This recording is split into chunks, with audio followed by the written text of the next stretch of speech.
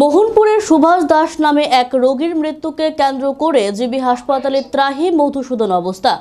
খবরে প্রকাশ, বুধবার গভীর রাতে স্ট্রোকে আক্রান্ত রোগী সুভাষ দাসকে মেডিসিন বিভাগের 2 নম্বর ইউনিটে ভর্তি করা হয়।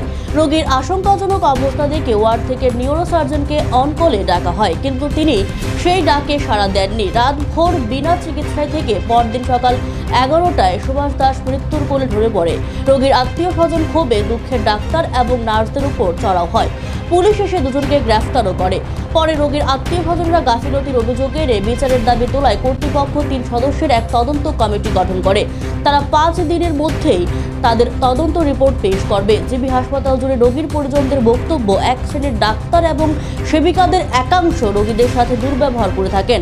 স্বাস্থ্য সচিব কিরণ গিত্তেও যদি বলেছেন, গাফিলতি ধরা পড়লে কাউকে ছাড়া হবে না, তবে ভুক্তভোগী মাত্রই জানেন যে এই ধরনের তদন্ত কমিটি কেবল অশ্বডিম্ব প্রসব করে। ঘটনা ধামাচাপা দেবার এটি একটি মিলিজুলি প্রচেষ্টা। যদি রাজ্যের স্বাস্থ্যমন্ত্রী তথা মুখ্যমন্ত্রী গভীর অসুখের জন্য উদ্যোগী হয়ে কোনো ব্যবস্থা নেন, তাহলে অভাগা রোগীরা বেঁচে যাবেন, নতুবা এই ট্রেডিশন চলতেই থাকবে।